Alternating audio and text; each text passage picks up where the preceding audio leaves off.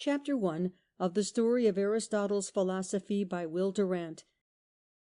Aristotle was born at Stagira, a Macedonian city some 200 miles to the north of Athens, in the year 384 B.C.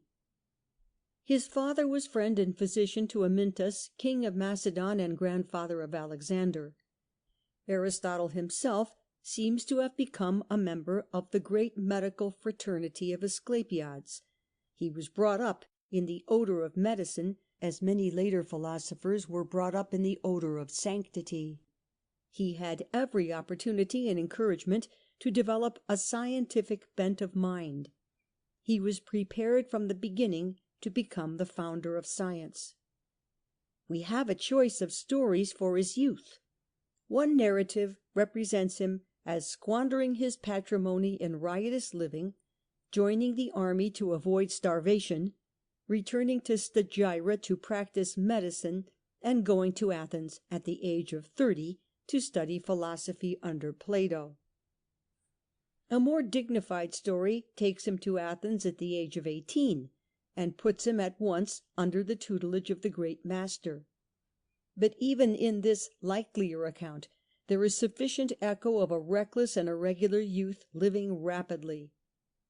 The horrified reader may console himself by observing that in either story our philosopher anchors at last in the quiet groves of the Academy. Under Plato he studied 8 or 20 years, and indeed the pervasive Platonism of Aristotle's speculations, even of those most anti-Platonic, suggests the longer period. One would like to imagine these as very happy years, a brilliant pupil guided by an incomparable teacher, walking like Greek lovers in the gardens of philosophy. But they were both geniuses, and it is notorious that geniuses accord with one another as harmoniously as dynamite with fire. Almost half a century separated them. It was difficult for understanding to bridge this gap of years and cancel the incompatibility of souls. Plato recognized the greatness of this strange new pupil from the supposedly barbarian north, and spoke of him once as the nous of the Academy, as if to say intelligence personified. Aristotle had spent money lavishly on the collection of books, that is, in those printless days, manuscripts. He was the first after Euripides to gather together a library, and the foundation of the principles of library classification was among his many contributions to scholarship.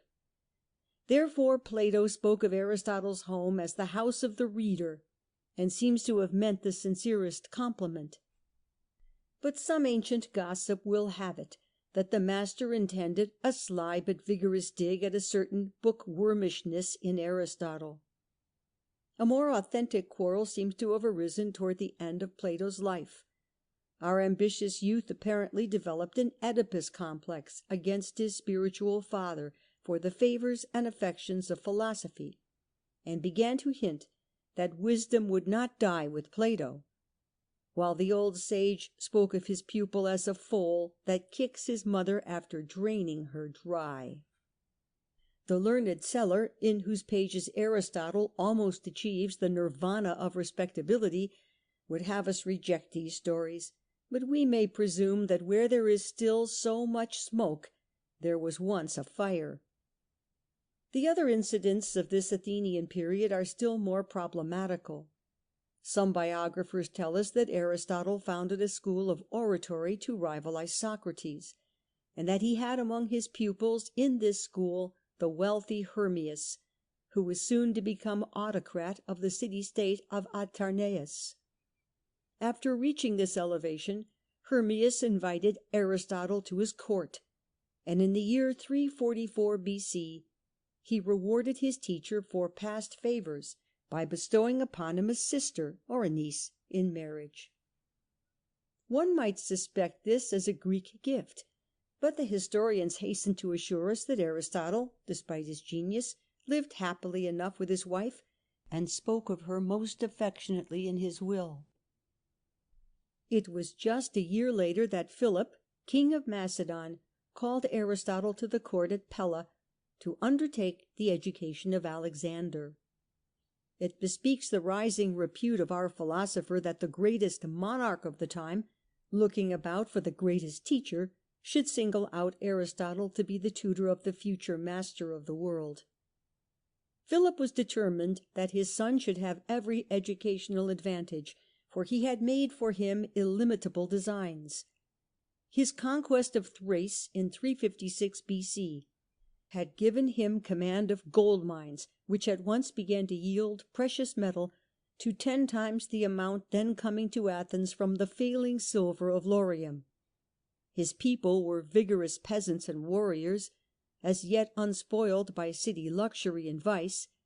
Here was the combination that would make possible the subjugation of 100 petty city-states and the political unification of Greece.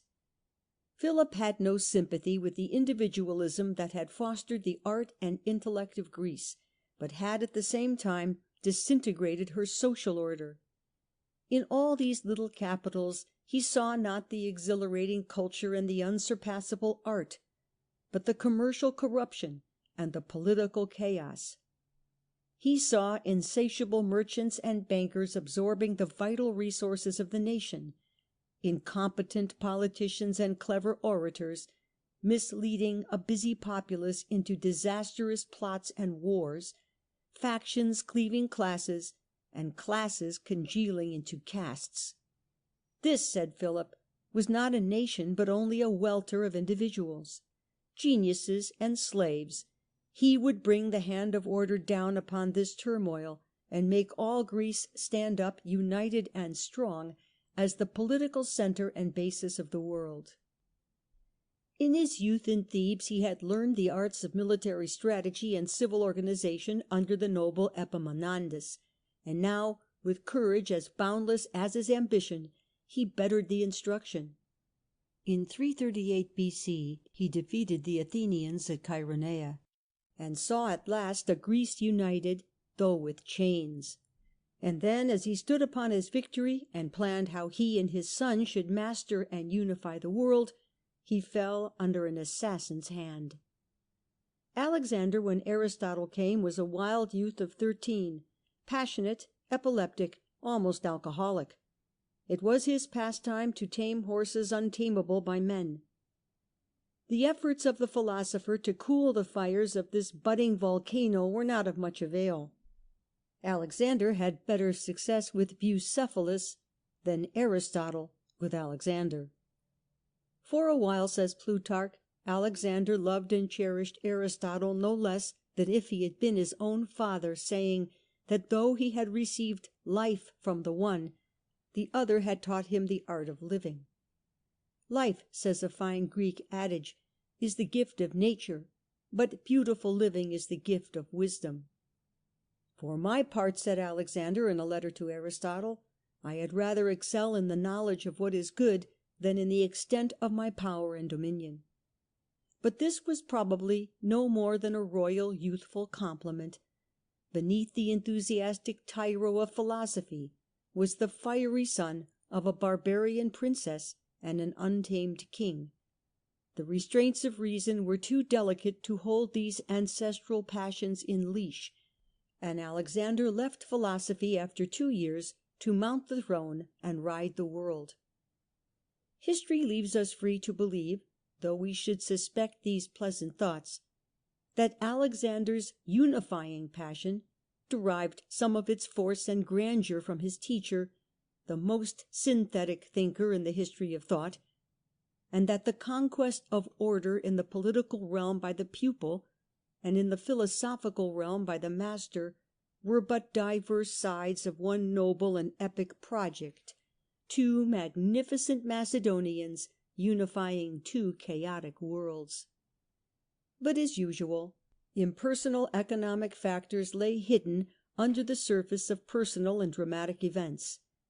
The development of commerce had bound the Mediterranean nations, from Persia to Spain, into one great web of trade, and this commercial unity, harassed in 1,000 ways by political frontiers, autocratic tolls, and the vicissitudes of unprotected transport, called insistently for unity of political and military administration.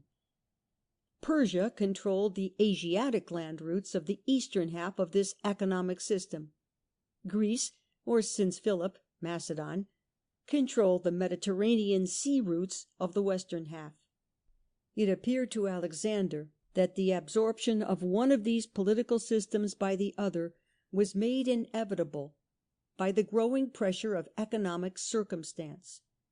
Hence his reply to the Persian embassy, which came to him from Darius, suggesting conciliation and division of rule. As it would be impossible for order to reign in the world with two suns, so it is impossible for the earth to be at peace with two masters. And so he set out in the year 334 B.C. to conquer Persia.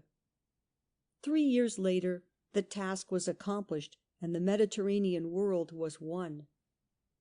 He had left behind him in the cities of Greece governments favourable to him, but populations resolutely hostile.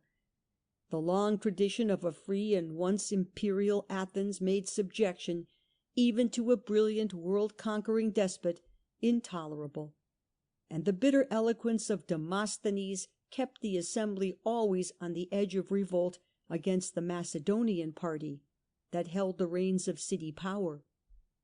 Now when Aristotle, after another period of travel, returned to Athens in the year 334 B.C., he very naturally associated with this Macedonian group, and took no pains to conceal his approval of Alexander's unifying rule.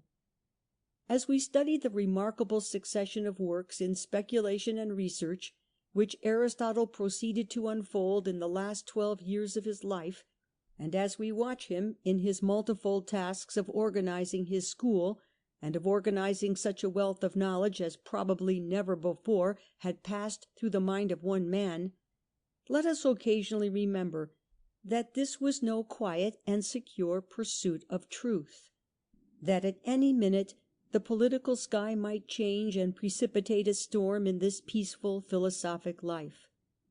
Only with this situation in mind shall we understand Aristotle's political philosophy and his tragic end.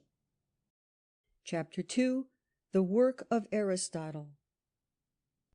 It was not hard for the instructor of the King of Kings to find pupils, even in so hostile a city as Athens.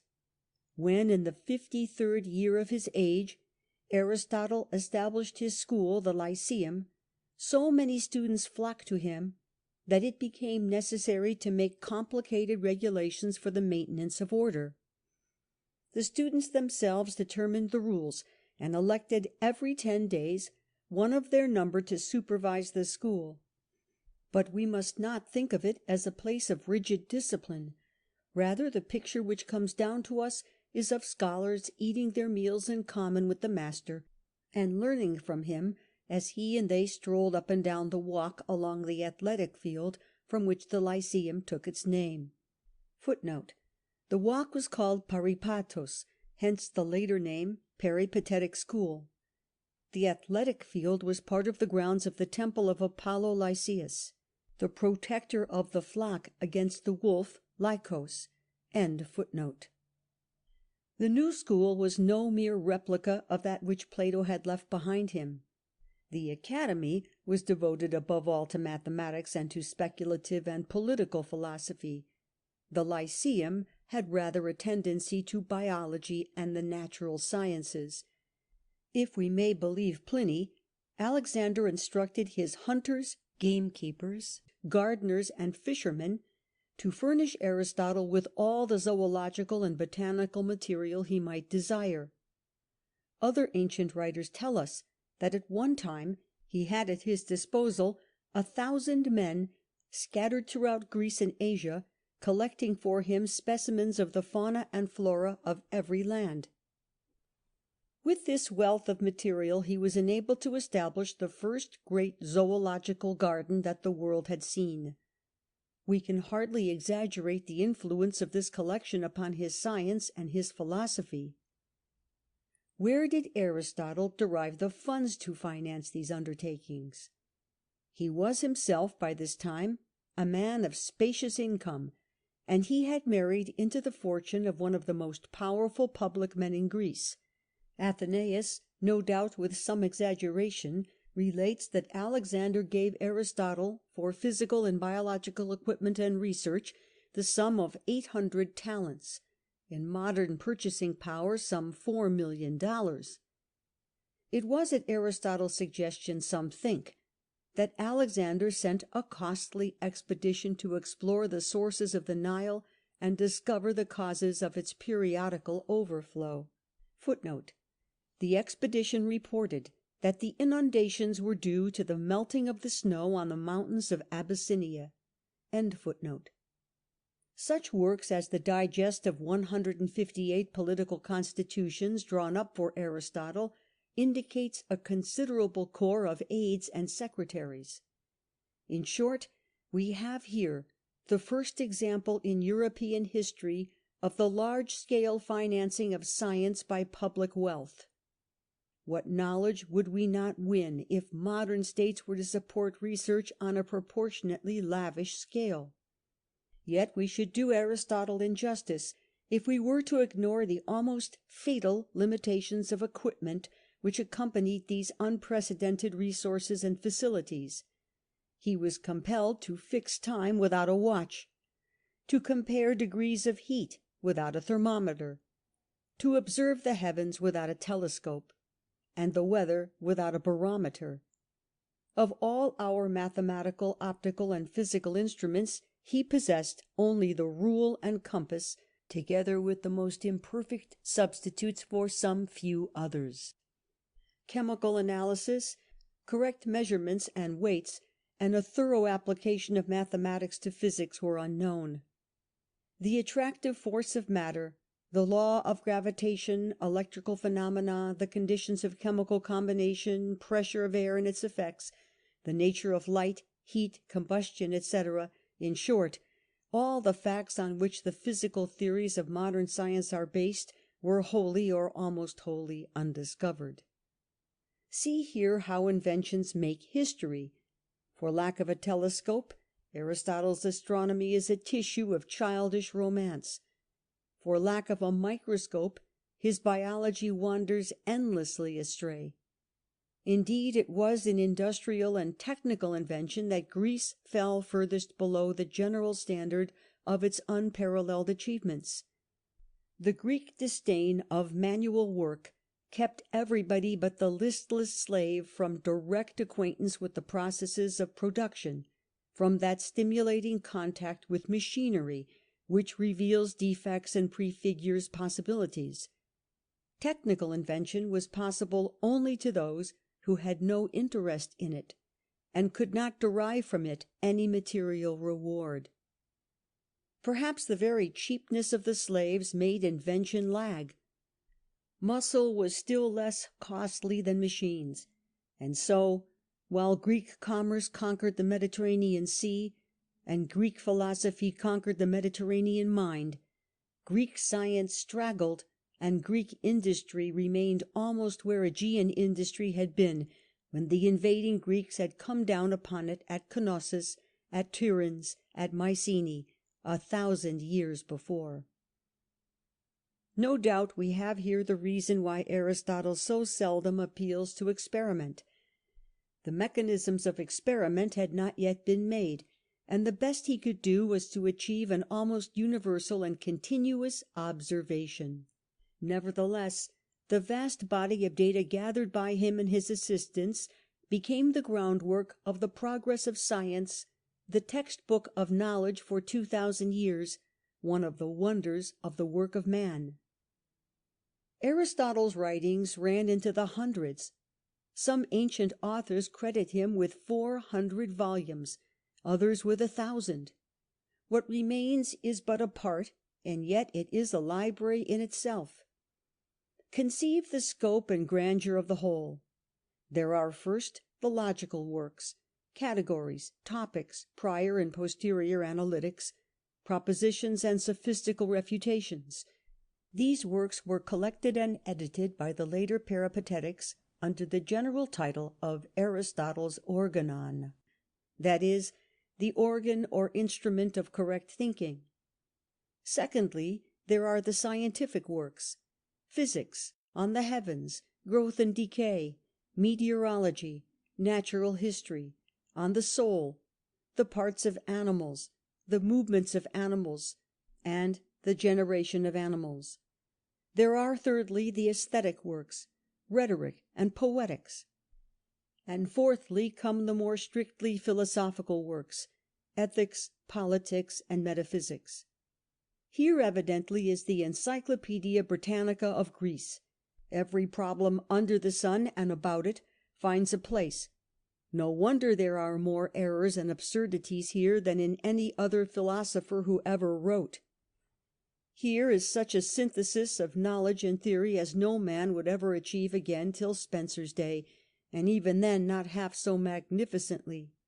Here, better than Alexander's fitful and brutal victory, was a conquest of the world. If philosophy is the quest of unity, Aristotle deserves the high name that 20 centuries gave him, ille philosophus, the philosopher. Naturally, in a mind of such scientific turn, poesy was lacking. We must not expect of Aristotle such literary brilliance as floods the pages of the dramatist philosopher Plato. Instead of giving us great literature, in which philosophy is embodied and obscured in myth and imagery, Aristotle gives us science, technical, abstract, concentrated. If we go to him for entertainment, we shall sue for the return of our money. Instead of giving terms to literature as Plato did, he builds the terminology of science and philosophy. We can hardly speak of any science today without employing terms which he invented. They lie like fossils in the strata of our speech: faculty, mean, maxim, meaning in Aristotle the major premise of a syllogism, category, energy, actuality, motive, end, principle, form. These indispensable coins of philosophic thought were minted in his mind. And perhaps this passage from delightful dialogue to precise scientific treatise was a necessary step in the development of philosophy. And science, which is the basis and backbone of philosophy, could not grow until it had evolved its own strict methods of procedure and expression. Aristotle, too, wrote literary dialogues, as highly reputed in their day as Plato's, but they are lost, just as the scientific treatises of Plato have perished. Probably time has preserved of each man the better part. Finally, it is possible that the writings attributed to Aristotle were not his, but were largely the compilations of students and followers who had embalmed the unadorned substance of his lectures in their notes. It does not appear that Aristotle published in his lifetime any writings except those on logic and rhetoric, and the present form of the logical treatises is due to later editing. In the case of the metaphysics and the politics, the notes left by Aristotle seem to have been put together by his executors without revision or alteration. Even the unity of style which marks Aristotle's writings and offers an argument to those who defend his direct authorship may be, after all, merely a unity given them through common editing by the peripatetic school. About this matter there rages a sort of Homeric question, of almost epic scope, into which the busy reader will not care to go, and on which a modest student will not undertake to judge. We may at all events be sure that Aristotle is the spiritual author of all these books that bear his name, that the hand may be in some cases another's hand, but that the head and the heart are his. Chapter 3. The foundation of logic. The first great distinction of Aristotle is that, almost without predecessors, almost entirely by his own hard thinking, he created a new science, logic. Renan speaks of the ill training of every mind that has not directly or indirectly come under Greek discipline. But in truth, the Greek intellect itself was undisciplined and chaotic till the ruthless formulae of Aristotle provided a ready method for the test and correction of thought. Even Plato, if a lover may so far presume, was an unruly and irregular soul, caught up too frequently in a cloud of myth, and letting beauty too richly veil the face of truth. Aristotle himself, as we shall see, violated his own canons plentifully. But then he was the product of his past, and not of that future which his thought would build. The political and economic decay of Greece brought a weakening of the Hellenic mind and character after Aristotle. But when a new race, after a millennium of barbaric darkness, found again the leisure and ability for speculation, it was Aristotle's Organon of Logic, translated by Boethius 470 to 525 A.D., that became the very mould of medieval thought, the strict mother of that scholastic philosophy which, though rendered sterile by encircling dogmas, nevertheless trained the intellect of adolescent Europe to reasoning and subtlety, constructed the terminology of modern science, and laid the bases of that same maturity of mind which was to outgrow and overthrow the very system and methods which had given it birth and sustenance. Logic means simply the art and method of correct thinking. It is the logi or method of every science, of every discipline, and every art, and even music harbours it. It is a science because to a considerable extent the processes of right thinking, and we use right not in a moral but in a mathematical sense, can be reduced to rules like physics and geometry, and taught to any normal mind.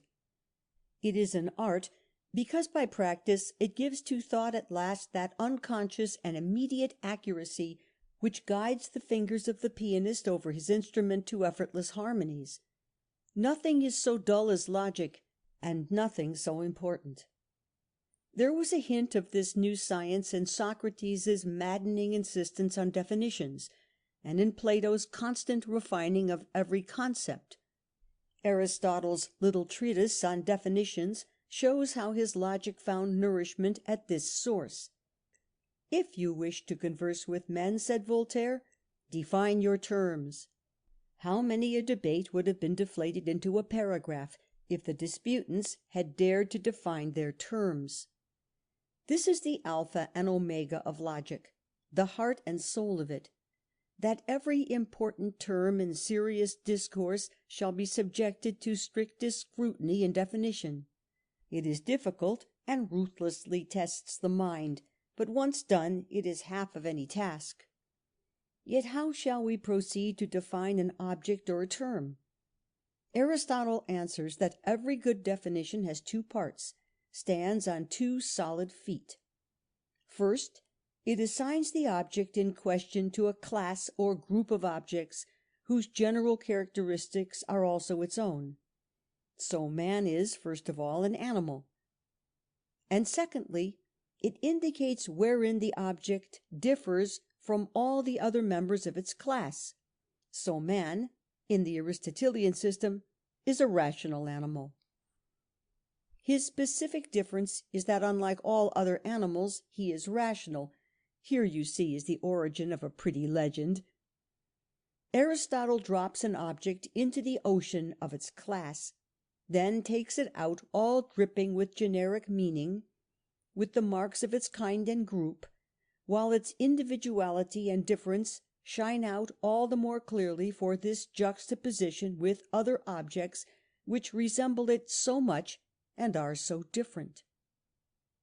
Passing out from this rear line of logic, we come into the great battlefield on which Aristotle fought out with Plato the dread question of universals. It was the first conflict in a war which was to last till our own day, and make all medieval Europe ring with the clash of realists and nominalists. A universal to Aristotle is any common noun, any name capable of universal application to the members of a class. So animal, man, book, tree, are universals. But these universals are subjective notions, not tangibly objective realities. They are noumena, names, not res, things. All that exists outside us is a world of individual and specific objects, not of generic and universal things. Men exist, and trees, and animals, but man in general, or the universal man, does not exist except in thought. He is a handy mental abstraction, and not an external presence or reality. Now Aristotle understands Plato to have held that great universals have objective existence, and indeed Plato has said that the universal is incomparably more lasting and important and substantial than the individual, the latter being but a little wavelet in a ceaseless surf. Men come and go, but man goes on forever. Aristotle's is a matter-of-fact mind, as William James would say, a tough, not a tender mind.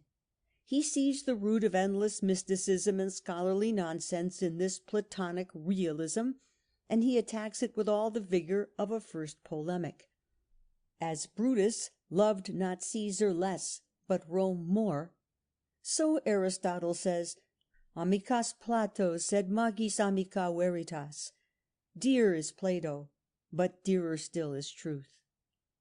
A hostile commentator might remark that Aristotle, like Nietzsche, criticizes Plato so keenly because he is conscious of having borrowed from him generously. No man is a hero to his debtors. But Aristotle has a healthy attitude nevertheless. He is a realist almost in the modern sense. He is resolved to concern himself with the objective presence, while Plato is absorbed in a subjective future. Or, to juggle with the words, Aristotle has a present objective, and Plato's subject is the future. There was, in the Socratic Platonic demand for definitions, a tendency away from things and facts to theories and ideas, from particulars to generalities, from science to scholasticism.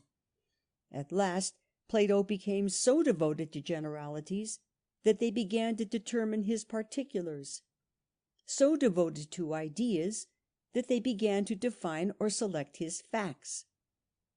Aristotle preaches a return to things, to the unwithered face of nature and reality.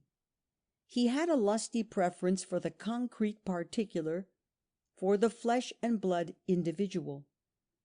But Plato so loved the general and universal that in the Republic he destroyed the individual to make a perfect state. Yet, as is the usual humour of history, the young warrior takes over many of the qualities of the old master whom he assails. We have always goodly stock in us of that which we condemn. As only similars can be profitably contrasted, so only similar people quarrel, and the bitterest wars are over the slightest variations of purpose or belief. The knightly crusaders found in Saladin a gentleman with whom they could quarrel amicably. But when the Christians of Europe broke into hostile camps, there was no quarter for even the courtliest foe. Aristotle is so ruthless with Plato because there is so much of Plato in him. He too remains a lover of abstractions and generalities, repeatedly betraying the simple fact for some speciously bedizened theory, and compelled to a continuous struggle to conquer the philosophical passion for exploring the Empyrean. There is a heavy trace of this in the most characteristic and original of Aristotle's contributions to philosophy, the doctrine of the syllogism. A syllogism is a trio of propositions, of which the third, the conclusion, follows from the conceded truth of the other two, the major and minor premises. For example, man is a rational animal, but Socrates is a man. Therefore, Socrates is a rational animal. The mathematical reader will see at once that the structure of the syllogism resembles the proposition that two things equal to the same thing are equal to each other. If A is B and C is A, then C is B. As in the mathematical case, the conclusion is reached by cancelling from both premises their common term A. So in our syllogism, the conclusion is reached by cancelling from both premises their common term man, and combining what remains. The difficulty, as logicians have pointed out from the days of Pyrrho to those of Stuart Mill, lies in this, that the major premise of the syllogism takes for granted precisely the point to be proved. For if Socrates is not rational, and since no one questions that he is a man, it is not universally true that man is a rational animal. Aristotle would reply, no doubt, that where an individual is found to have a large number of qualities characteristic of a class, Socrates is a man, a strong presumption is established that the individual has the other qualities characteristic of the class, rationality. But apparently the syllogism is not a mechanism for the discovery of truth so much as for the clarification of exposition and thought. All this, then, like the many other items of the organon, has its value. Aristotle has discovered and formulated every canon of theoretical consistency and every artifice of dialectical debate with an industry and acuteness which cannot be too highly extolled, and his labours in this direction have perhaps contributed more than any other single writer to the intellectual stimulation of after ages. But no man ever lived who could lift logic to a lofty strain. A guide to correct reasoning is as elevating as a manual of etiquette. We may use it, but it hardly spurs us to nobility. Not even the bravest philosopher would sing to a book of logic underneath the bough. One always feels toward logic as Virgil bade Dante feel toward those who had been damned because of their colourless neutrality. Non ragionam di lor, ma guarda e passa. Let us think no more about them, but look once and pass on. Chapter 4. The Organization of Science. 1. Greek science before Aristotle. Socrates, says Renan, gave philosophy to mankind, and Aristotle gave it science. There was philosophy before Socrates, and science before Aristotle, and since Socrates and since Aristotle, philosophy and science have made immense advances. But all has been built upon the foundation which they laid. Before Aristotle, science was an embryo. With him it was born. Earlier civilizations than the Greek had made attempts at science, but so far as we can catch their thought through their still obscure cuneiform and hieroglyphic script, their science was indistinguishable from theology. That is to say, these pre-Hellenic peoples explained every obscure operation in nature by some supernatural agency. Everywhere there were gods. Apparently it was the Ionian Greeks who first dared to give natural explanations of cosmic complexities and mysterious events. They sought in physics the natural causes of particular incidents, and in philosophy a natural theory of the whole. Thales, 640–550 BC, the father of philosophy, was primarily an astronomer, who astonished the natives of Miletus by informing them that the sun and stars, which they were wont to worship as gods, were merely balls of fire.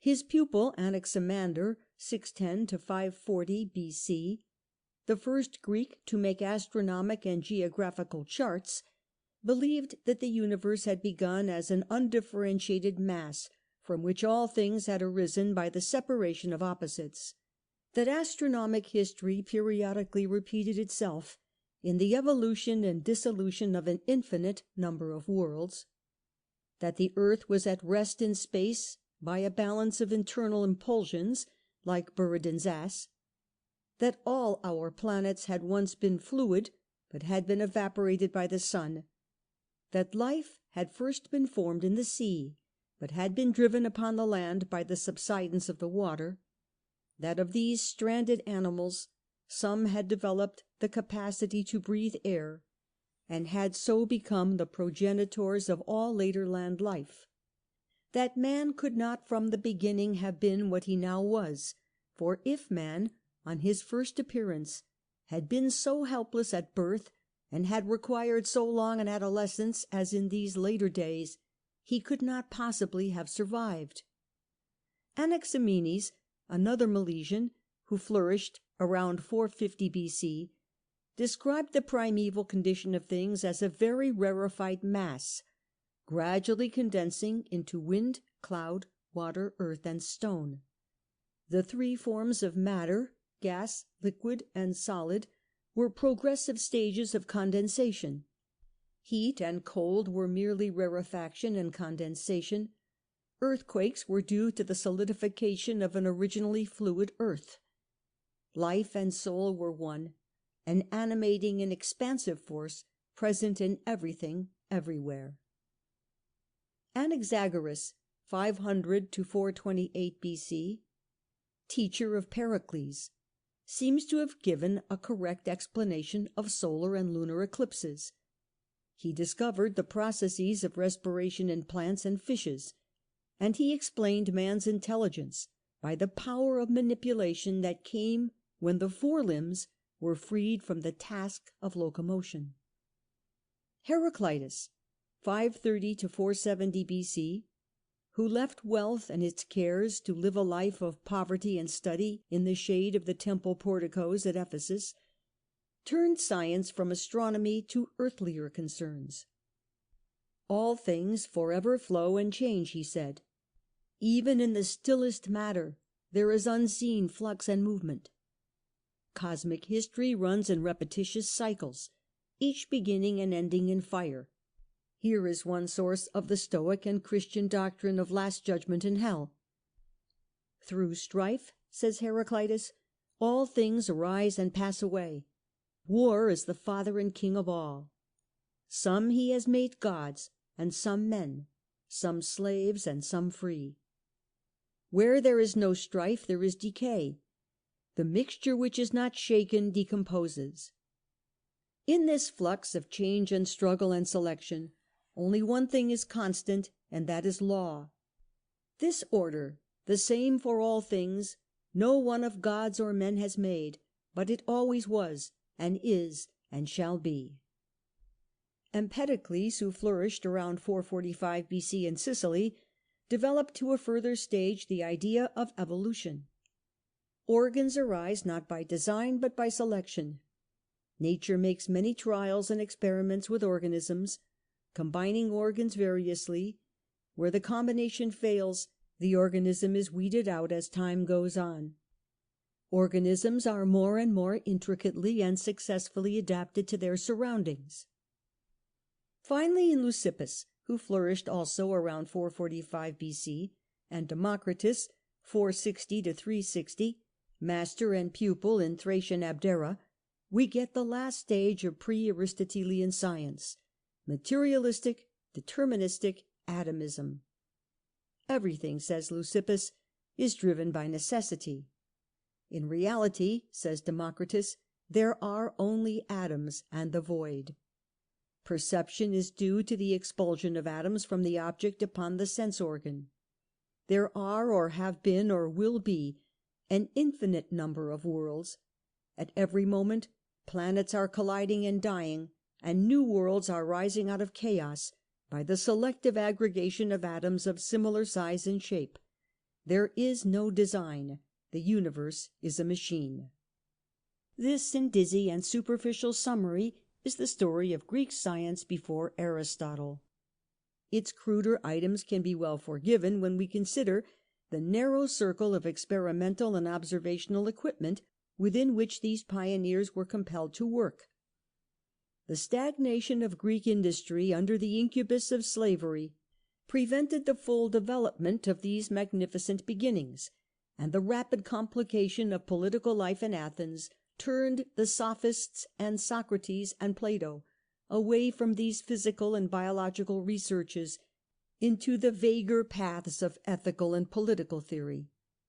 It is one of the many glories of Aristotle that he was broad and brave enough to compass and combine these two lines of Greek thought, the physical and the moral, that going back beyond his teacher, he caught again the thread of scientific development in the pre-Socratic Greeks, carried on their work with more resolute detail and more varied observation, and brought together all the accumulated results in a magnificent body of organized science. 2. Aristotle as a naturalist. If we begin here chronologically with his physics, we shall be disappointed, for we find that this treatise is really a metaphysics, an abstruse analysis of matter, motion, space, time, infinity, cause, and other such ultimate concepts. One of the more lively passages is an attack on Democritus's void. There can be no void or vacuum in nature, says Aristotle, for in a vacuum all bodies would fall with equal velocity.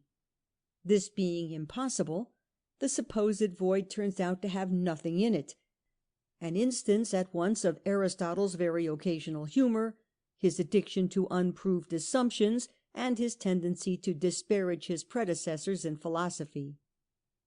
It was the habit of our philosopher to preface his works with historical sketches of previous contributions to the subject in hand, and to add to every contribution an annihilating refutation. Aristotle, after the Ottoman manner, says Bacon, thought he could not reign secure without putting all his brethren to death. But to this fratricidal mania we owe much of our knowledge of pre-Socratic thought. For reasons already given, Aristotle's astronomy represents very little advance upon his predecessors. He rejects the view of Pythagoras, 6th century B.C., that the sun is the centre of our system. He prefers to give that honour to the earth.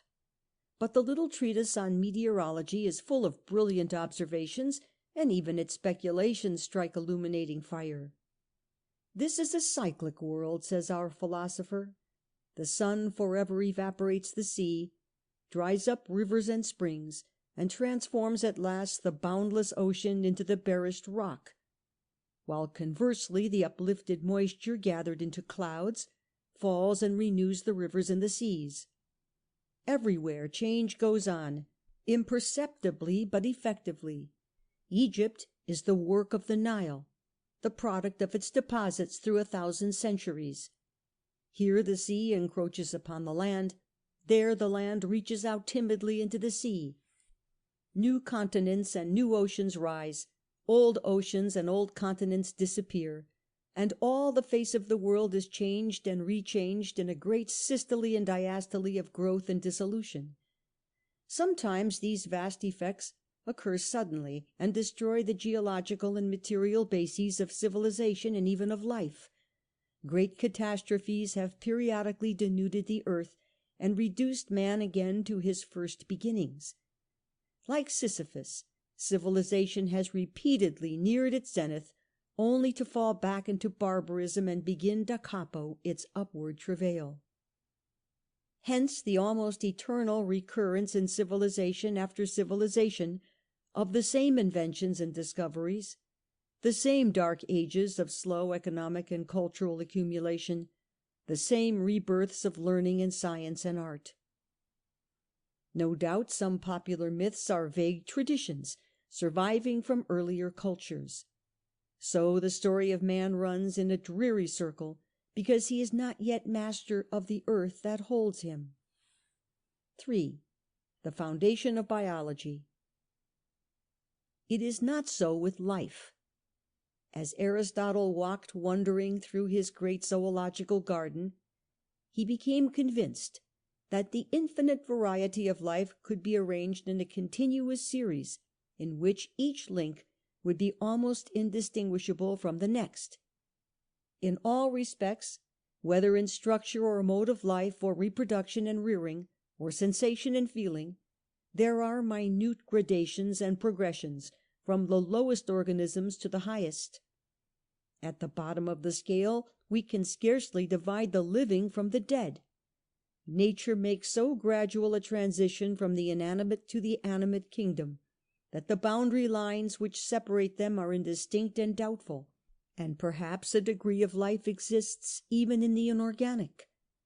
Again, many species cannot with certainty be called plants or animals, and as in these lower organisms it is almost impossible at times to assign them to their proper genus and species, so similar are they, so in every order of life the continuity of gradations and differences is as remarkable as the diversity of functions and forms. But in the midst of this bewildering richness of structures, certain things stand out convincingly: that life has grown steadily in complexity and in power, that intelligence has progressed in correlation with complexity of structure and mobility of form, that there has been an increasing specialization of function and a continuous centralization of physiological control. Slowly life created for itself a nervous system and a brain, and mind moved resolutely on toward the mastery of its environment. The remarkable fact here is that with all these gradations and similarities leaping to Aristotle's eyes, he does not come to the theory of evolution. He rejects Empedocles' doctrine that all organs and organisms are a survival of the fittest, and Anaxagoras' idea that man became intelligent by using his hands for manipulation rather than for movement. Aristotle thinks, on the contrary, that man so used his hands because he had become intelligent. Indeed, Aristotle makes as many mistakes as possible for a man who is founding the science of biology. He thinks, for example, that the male element in reproduction merely stimulates and quickens. It does not occur to him, what we now know from experiments in parthenogenesis, that the essential function of the sperm is not so much to fertilize the ovum as to provide the embryo with the heritable qualities of the male parent, and so permit the offspring to be a vigorous variant, a new admixture of two ancestral lines. As human dissection was not practised in his time, he is particularly fertile in physiological errors. He knows nothing of muscles, not even of their existence. He does not distinguish arteries from veins. He thinks the brain is an organ for cooling the blood. He believes forgivably that man has more sutures in the skull than woman. He believes less forgivably that man has only 8 ribs on each side. He believes incredibly and unforgivably that woman has fewer teeth than man. Apparently Aristotle's relations with women were of the most amicable kind.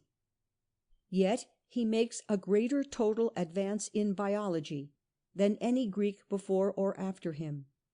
He perceives that birds and reptiles are near allied in structure, that the monkey is in form intermediate between quadrupeds and man, and once he boldly declares that man belongs in one group of animals with the viviparous quadrupeds, our mammals. He remarks that the soul in infancy is scarcely distinguishable from the soul of animals. He makes the illuminating observation that diet often determines the mode of life.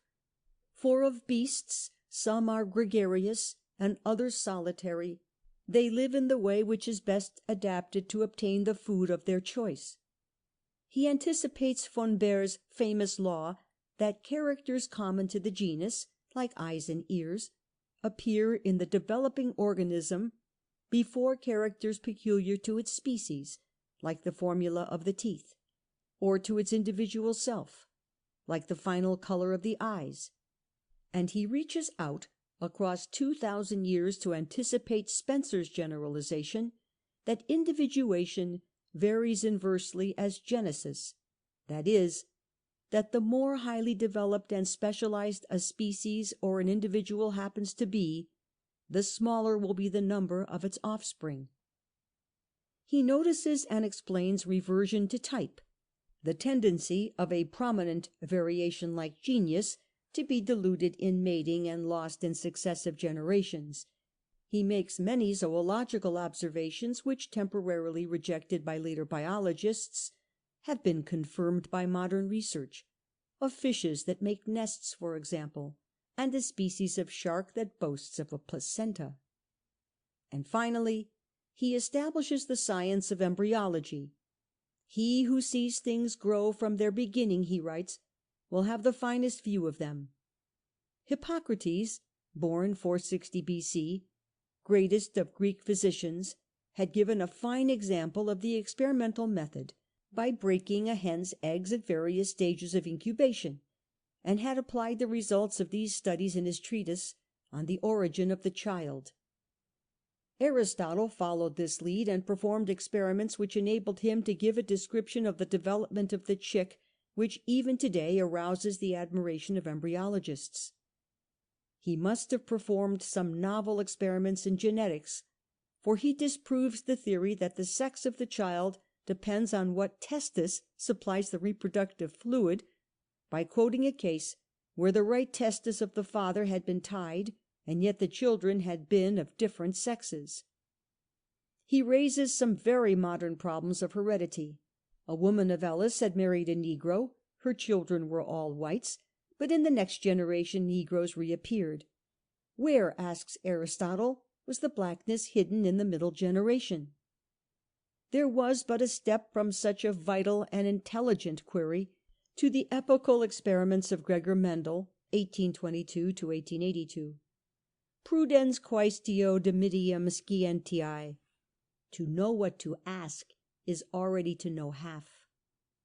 Surely, despite the errors that mar these biological works, they form the greatest monument ever raised to the science by any one man. When we consider that before Aristotle there had been, so far as we know, no biology beyond scattered observations, we perceive that this achievement alone might have sufficed for one lifetime, and would have given immortality. But Aristotle had only begun. Chapter 5. Metaphysics and the Nature of God. His metaphysics grew out of his biology. Everything in the world is moved by an inner urge to become something greater than it is. Everything is both the form or reality which has grown out of something which was its matter or raw material, and it may in its turn be the matter out of which still higher forms will grow. So the man is the form of which the child was the matter. The child is the form, and its embryo the matter.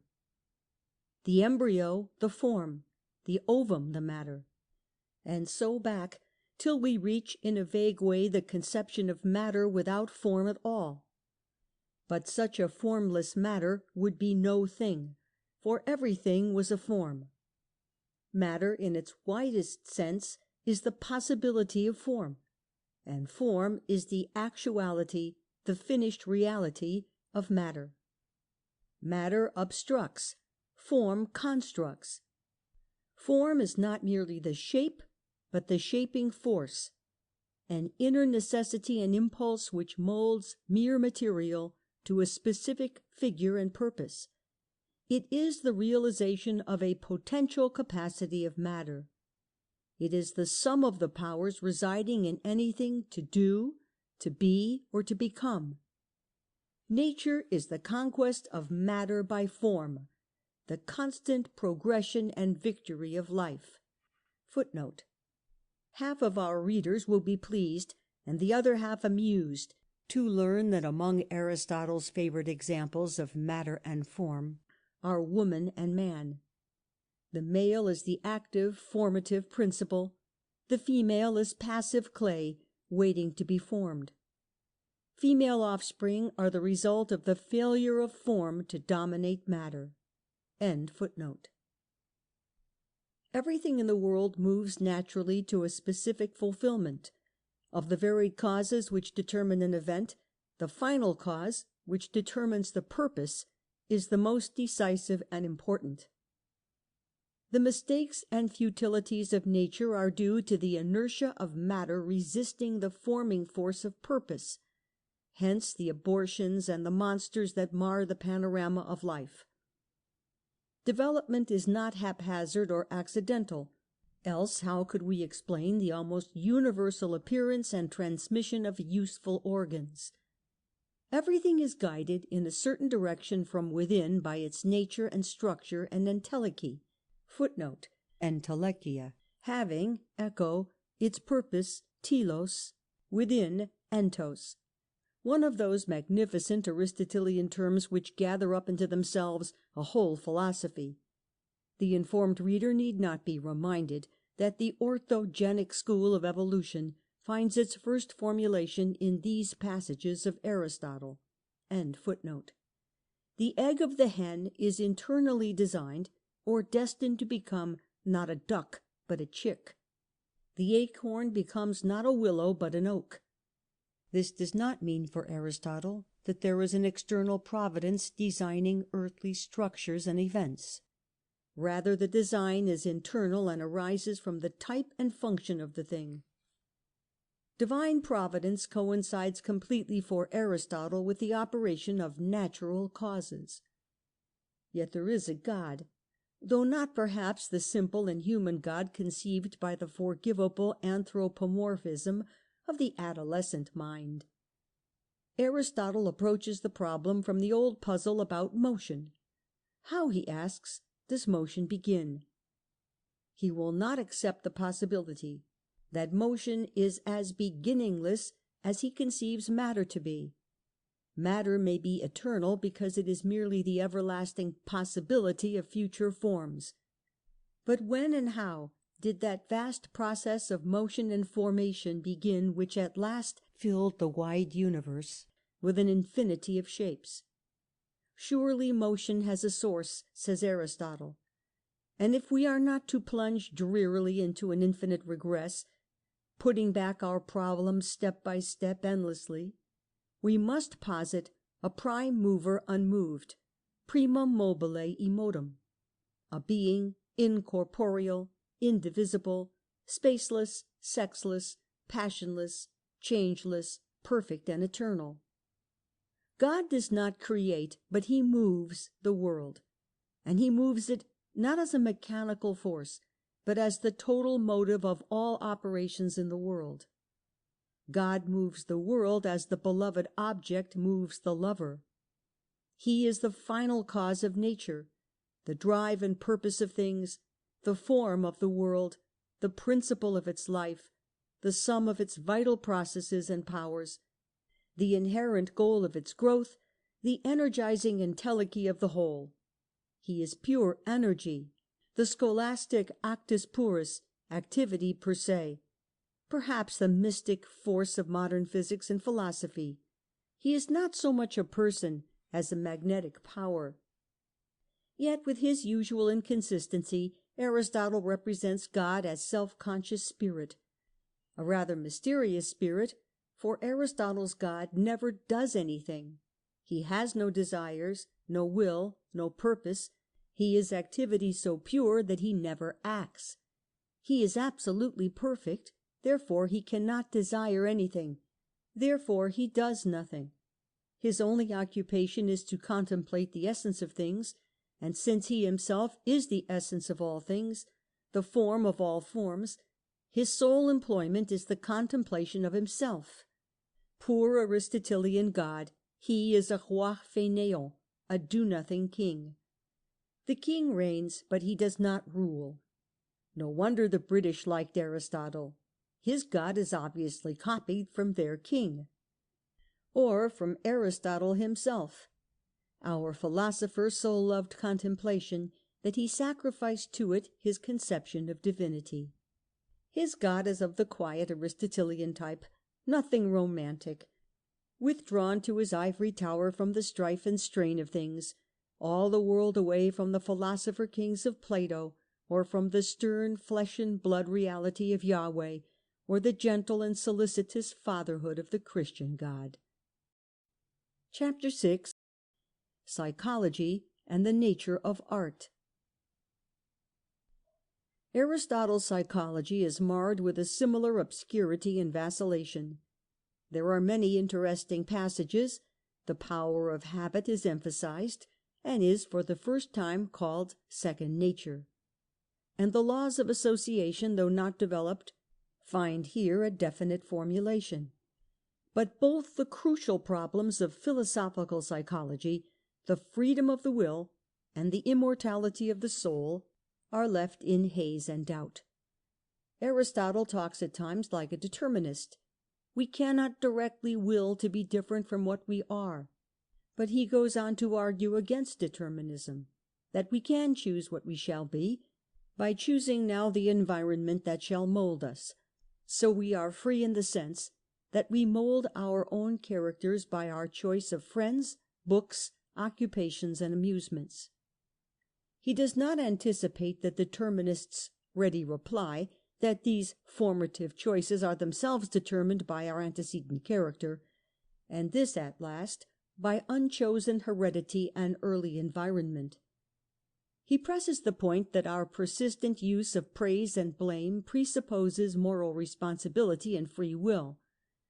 It does not occur to him that the determinist might reach from the same premises a precisely opposite conclusion, that praise and blame are given that they may be part of the factors determining subsequent action. Aristotle's theory of the soul begins with an interesting definition. The soul is the entire vital principle of any organism, the sum of its powers and processes. In plants, the soul is merely a nutritive and reproductive power. In animals, it is also a sensitive and locomotor power. In man, it is as well the power of reason and thought. The soul, as the sum of the powers of the body, cannot exist without it. The two are as form and wax, separable only in thought, but in reality one organic whole. The soul is not put into the body like the quicksilver inserted by Daedalus into the images of Venus to make stand-ups of them. A personal and particular soul can exist only in its own body. Nevertheless, the soul is not material, as Democritus would have it, nor does it all die. Part of the rational power of the human soul is passive. It is bound up with memory, and dies with the body that bore the memory. But the active reason, the pure power of thought, is independent of memory, and is untouched with decay. The active reason is the universal, as distinguished from the individual element in man. What survives is not the personality with its transitory affections and desires, but mind in its most abstract and impersonal form. In short, Aristotle destroys the soul in order to give it immortality. The immortal soul is pure thought, undefiled with reality, just as Aristotle's God is pure activity, undefiled with action. Let him who can be comforted with this theology. One wonders sometimes whether this metaphysical eating of one's cake and keeping it is not Aristotle's subtle way of saving himself from anti-Macedonian hemlock. In a safer field of psychology he writes more originally and to the point, and almost creates the study of aesthetics, the theory of beauty and art. Artistic creation, says Aristotle, springs from the formative impulse and the craving for emotional expression. Essentially, the form of art is an imitation of reality. It holds the mirror up to nature. There is in man a pleasure in imitation, apparently missing in lower animals. Yet the aim of art is to represent not the outward appearance of things, but their inward significance. For this, and not the external mannerism and detail, is their reality. There may be more human verity in the sternly classic moderation of the Oedipus Rex than in all the realistic tears of the Trojan women. The noblest art appeals to the intellect as well as to the feelings, as a symphony appeals to us not only by its harmonies and sequences, but by its structure and development. And this intellectual pleasure is the highest form of joy to which any man can rise. Hence, a work of art should aim at form, and above all at unity, which is the backbone of structure and the focus of form. A drama, for example, should have unity of action. There should be no confusing subplots, nor any digressive episodes. But above all, the function of art is catharsis, purification. Emotions accumulated in us under the pressure of social restraints and liable to sudden issue in unsocial and destructive action are touched off and sluiced away in the harmless form of theatrical excitement. So tragedy, through pity and fear, effects the proper purgation of these emotions. Aristotle misses certain features of tragedy, for example, the conflict of principles and personalities. But in this theory of catharsis, he has made a suggestion endlessly fertile in the understanding of the almost mystic power of art. It is an illuminating instance of his ability to enter every field of speculation and to adorn whatever he touches. Chapter 7: Ethics and the Nature of Happiness. And yet, as Aristotle developed, and young men crowded about him to be taught and formed, more and more his mind turned from the details of science to the larger and vaguer problems of conduct and character.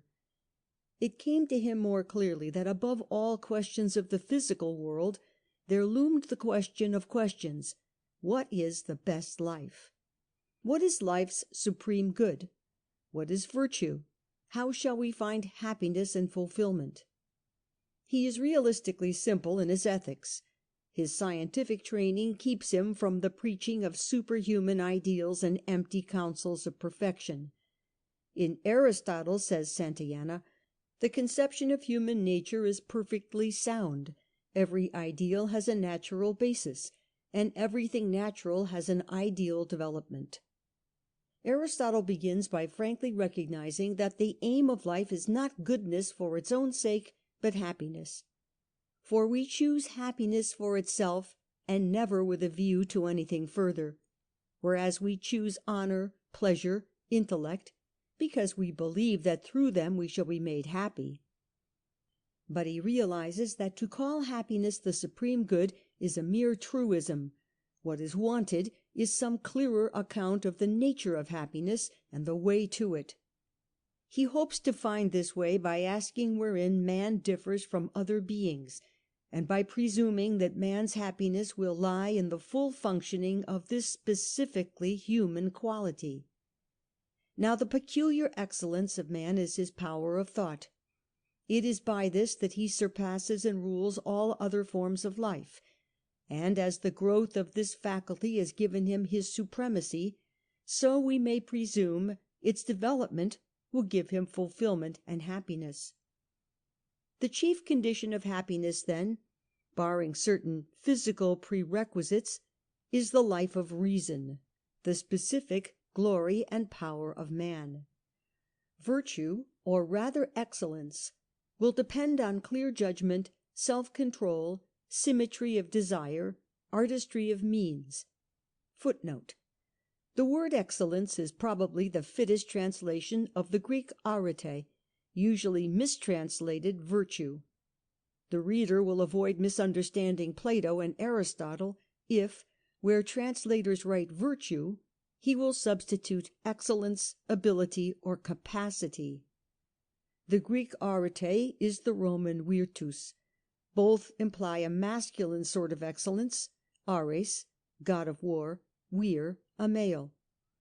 Classical antiquity conceived virtue in terms of man, just as medieval Christianity conceived it in terms of woman. End footnote. It is not the possession of the simple man, nor the gift of innocent intent, but the achievement of experience in the fully developed man. Yet there is a road to it, a guide to excellence, which may save many detours and delays. It is the middle way, the golden mean. The qualities of character can be arranged in triads, in each of which the first and last qualities will be extremes and vices, and the middle quality a virtue or an excellence.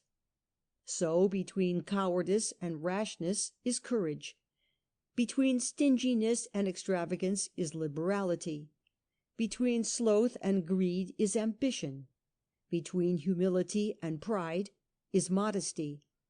between secrecy and loquacity, honesty, between moroseness and buffoonery, good humour, between quarrelsomeness and flattery, friendship, between Hamlet's indecisiveness and Quixote's impulsiveness is self-control.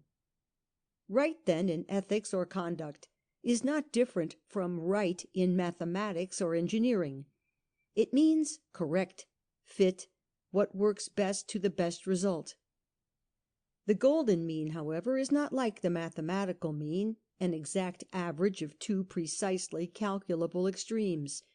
It fluctuates with the collateral circumstances of each situation, and discovers itself only to mature and flexible reason.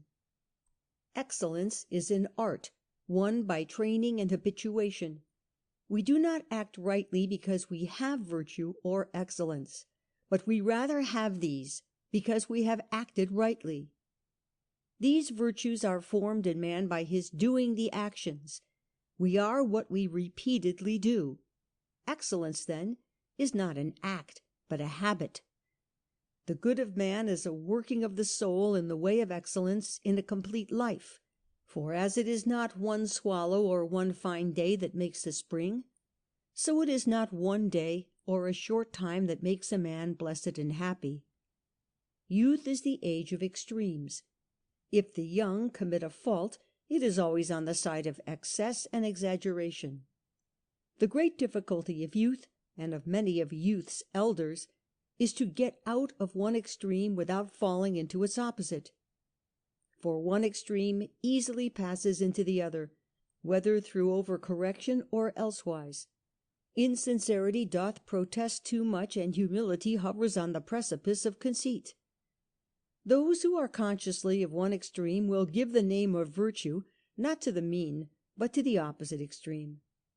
Sometimes this is well, for if we are conscious of erring in one extreme, we should aim at the other, and so we may reach the middle position, as men do in straightening bent timber. But unconscious extremists look upon the golden mean as the greatest vice. They expel toward each other the man in the middle position.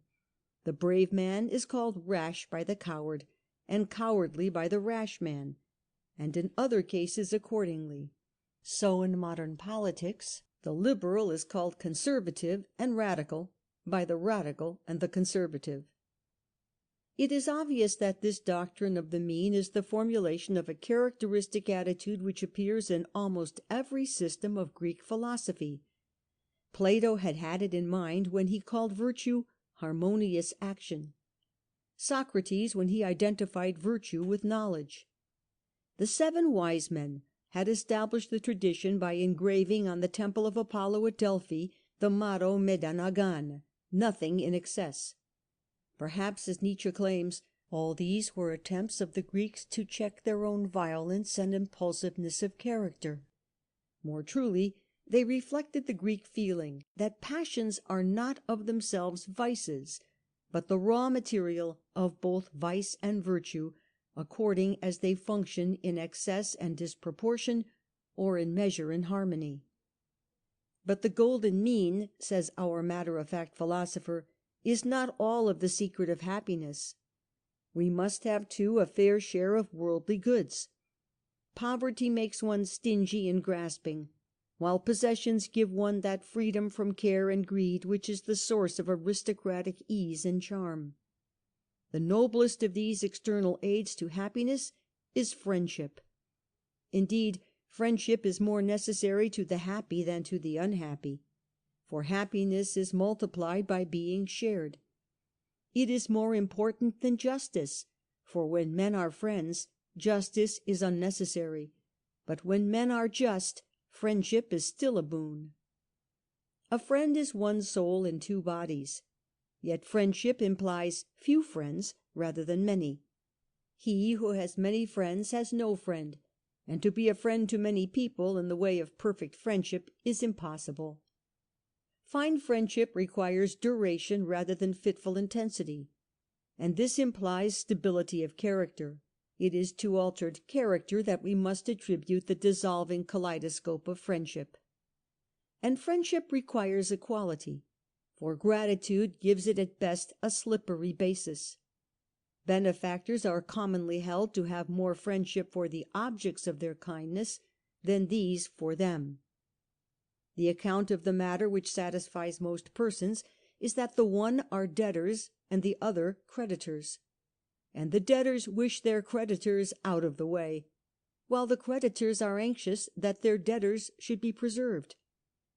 Aristotle rejects this interpretation. He prefers to believe that the greater tenderness of the benefactor is to be explained on the analogy of the artist's affection for his work, or the mother's for her child. We love that which we have made. And yet, though external goods and relationships are necessary to happiness, its essence remains within us, in rounded knowledge and clarity of soul. Surely sense-pleasure is not the way. That road is a circle, as Socrates phrased the coarser Epicurean idea. We scratch that we may itch, and itch that we may scratch.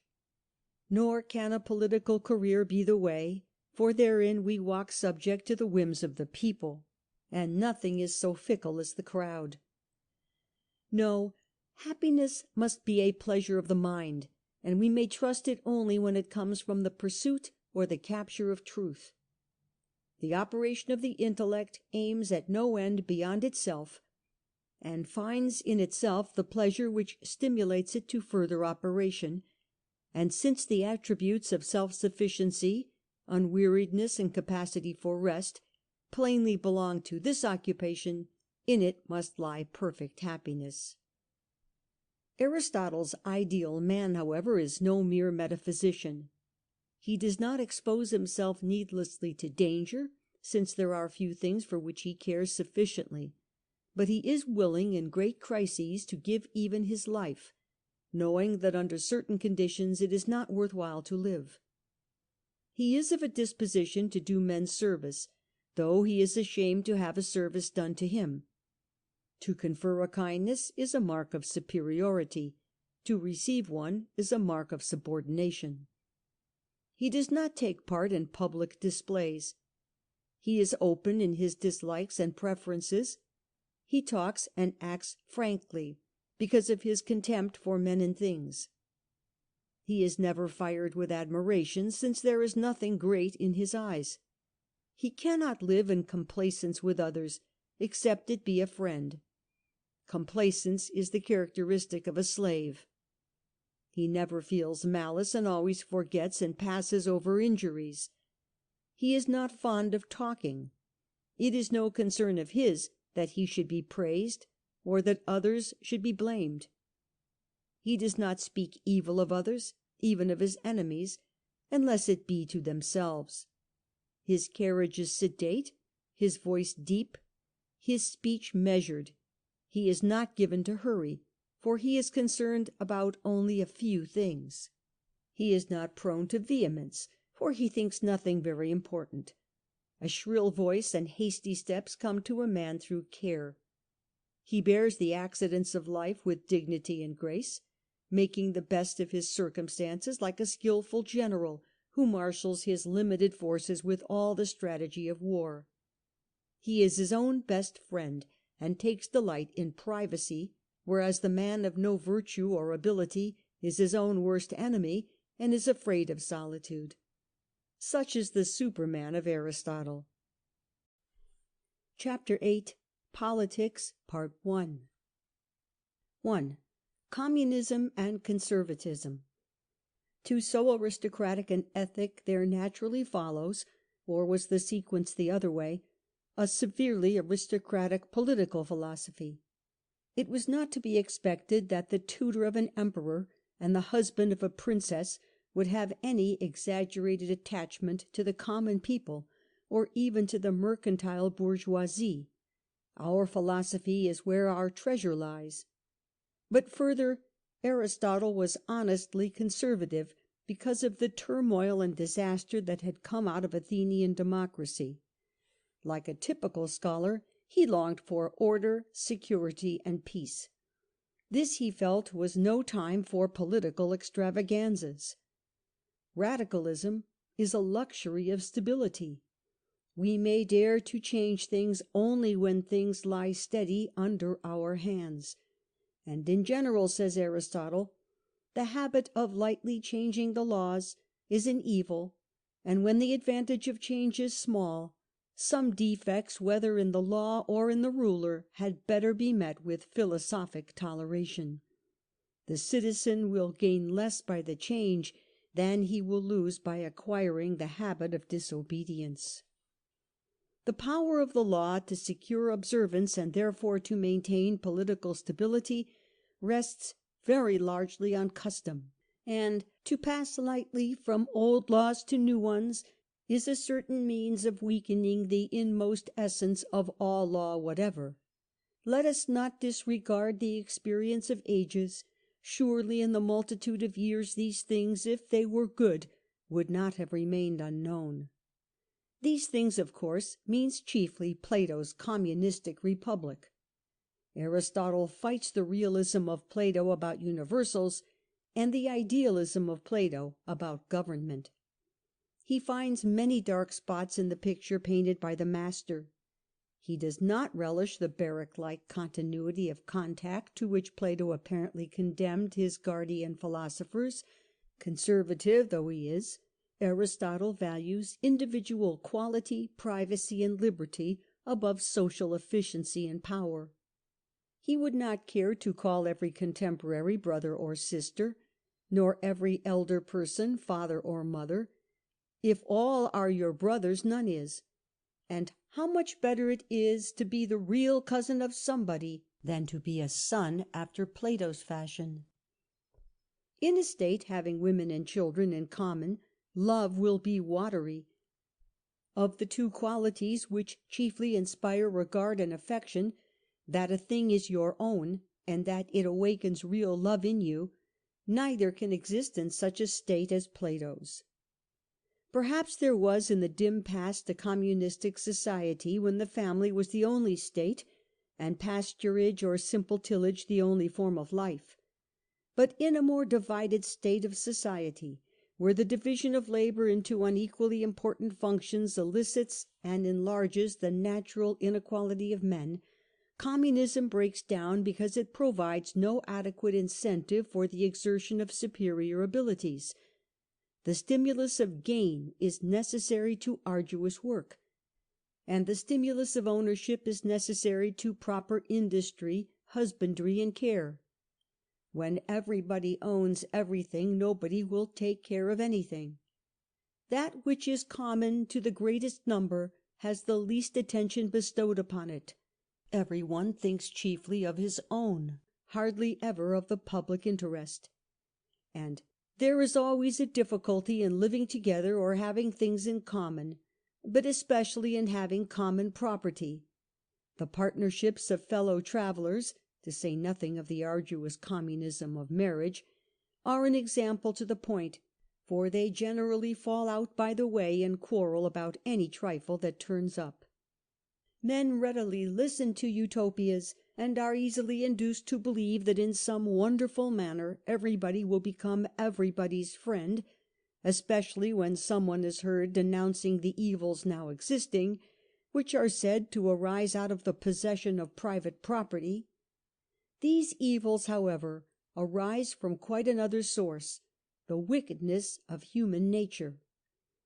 Political science does not make men, but must take them as they come from nature. And human nature, the human average, is nearer to the beast than to the god. The great majority of men are natural dunces and sluggards. In any system whatever, these men will sink to the bottom, and to help them with state subsidies is like pouring water into a leaking cask. Such people must be ruled in politics and directed in industry, with their consent if possible, without it if necessary. From the hour of their birth, some are marked out for subjection, and others for command. For he who can foresee with his mind is by nature intended to be lord and master, and he who can work only with his body is by nature a slave. The slave is to the master what the body is to the mind, and as the body should be subject to the mind, so it is better for all inferiors that they should be under the rule of a master. The slave is a tool with life in it. The tool is a lifeless slave. And then our hard-hearted philosopher, with a glimmer of possibilities which the Industrial Revolution has opened to our hands, writes for a moment with wistful hope. If every instrument would accomplish its own work, obeying or anticipating the will of others, if the shuttle would weave or the plectrum touch the lyre without a hand to guide them, then chief workmen would not need assistants, nor masters slaves. This philosophy typifies the Greek disdain for manual labour. Such work in Athens had not become so complicated as it is today, when the intelligence demanded in many manual trades is at times much greater than that required for the operations of the lower middle class, and even a college professor may look upon an automobile mechanic in certain exigencies as a very god. Manual work was then merely manual, and Aristotle looked upon it from the heights of philosophy as belonging to men without minds, as only fit for slaves, and fitting men only for slavery. Manual labour, he believes, dulls and deteriorates the mind, and leaves neither time nor energy for political intelligence. It seems to Aristotle a reasonable corollary that only persons of some leisure should have a voice in government. The best form of state will not admit mechanics to citizenship.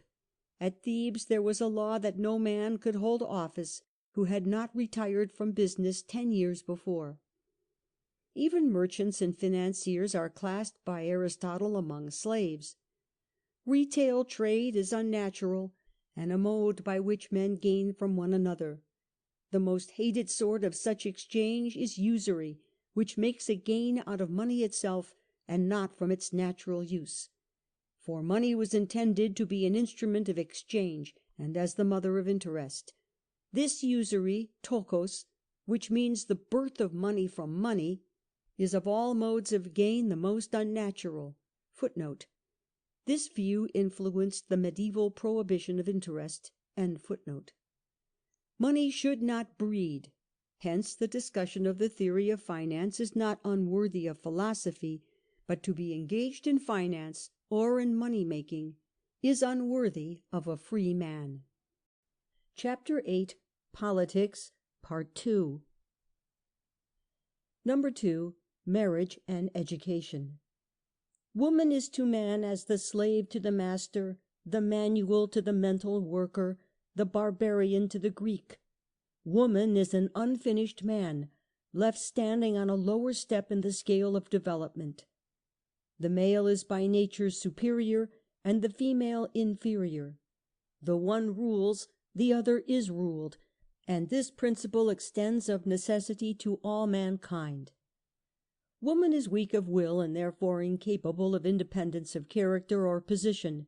Her best condition is a quiet home life, in which, while ruled by the man in her external relations, she may be in domestic affairs supreme. Women should not be made more like men, as in Plato's Republic. Rather, the dissimilarity should be increased. Nothing is so attractive as the different. The courage of a man and that of a woman are not, as Socrates supposed, the same. The courage of a man is shown in commanding, that of a woman in obeying. As the poet says, silence is a woman's glory. Aristotle seems to suspect that this ideal enslavement of woman is a rare achievement for man, and that as often as not the sceptre is with the tongue rather than with the arm.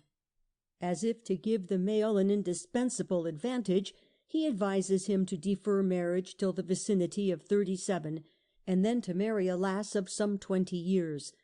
A girl who is rounding the 20s is usually the equal of a man of 30, but may perhaps be managed by a seasoned warrior of 37. What attracts Aristotle to this matrimonial mathematics is the consideration that two such disparate persons will lose their reproductive power and passions at approximately the same time. If the man is still able to beget children while the woman is unable to bear them, or vice versa, quarrels and differences will arise. Since the time of generation is commonly limited within the age of 70 years to the man, and 50 in the woman, the commencement of their union should conform to these periods. The union of male and female when too young is bad for the creation of children. In all animals, the offspring of the young are small and ill-developed, and generally female. Health is more important than love. Further, it conduces to temperance not to marry too soon, for women who marry early are apt to be wanton, and in men too the bodily frame is stunted if they marry while they are growing. These matters should not be left to youthful caprice. They should be under state supervision and control. The state should determine the minimum and maximum ages of marriages for each sex, the best seasons for conception, and the rate of increase in population. If the natural rate of increase is too high, the cruel practice of infanticide may be replaced by abortion, and let abortion be procured before sense and life have begun. There is an ideal number of population for every state, varying with its position and resources. A state when composed of too few is not, as a state should be, self-sufficing, while if it has too many, it becomes a nation and not a state, and is almost incapable of constitutional government, or of ethnic or political unity. Probably anything in excess of a population of 10,000 is undesirable. Education, too, should be in the hands of the state. That which most contributes to the permanence of constitutions is the adaptation of education to the form of government. The citizen should be molded to the form of government under which he lives. By state control of schools we might divert men from industry and trade to agriculture, and we may train men, while keeping property private, to open their possessions to discriminately common use. Among good men with respect to the use of property, the proverb will hold that friends should have all things in common. But above all, the growing citizen must be taught obedience to law, else a state is impossible. It has been well said that he who has never learned to obey cannot be a good commander. The good citizen should be capable of both, and only a state system of schools can achieve social unity amid ethnic heterogeneity. The state is a plurality which must be made into a unity and a community by education. Let youth be taught, too, the great boon it has in the state, the unappreciated security which comes of social organization, the freedom that comes of law. Man, when perfected, is the best of animals, but when isolated he is the worst of all, for injustice is more dangerous when armed, and man is equipped at birth with the weapon of intelligence, and with qualities of character which he may use for the vilest ends. Wherefore, if he have not virtue, he is the most unholy and savage of animals, full of gluttony and lust. And only social control can give him virtue. Through speech man evolved society, through society intelligence, through intelligence order, and through order civilization. In such an ordered state, the individual has 1,000 opportunities and avenues of development open to him which a solitary life will never give. To live alone, then, one must be either an animal or a god. Hence revolution is almost always unwise. It may achieve some good, but at the cost of many evils, the chief of which is the disturbance and perhaps the dissolution of that social order and structure on which every political good depends. The direct consequences of revolutionary innovations may be calculable and salutary, but the indirect are generally incalculable and not seldom disastrous. They who take only a few points into account find it easy to pronounce judgment, and a man can make up his mind quickly if he has only a little to make up. Young men are easily deceived, for they are quick to hope. The suppression of long-established habits brings the overthrow of innovating government, because the old habits persist among the people. Characters are not as easily changed as laws. If a constitution is to be permanent, all the parts of a society must desire it to be maintained. Therefore, a ruler who would avoid revolution should prevent extremes of poverty and wealth. a condition which is most often the result of war. He should, like the English, encourage colonization as an outlet for a dangerously congested population, and he should foster and practice religion.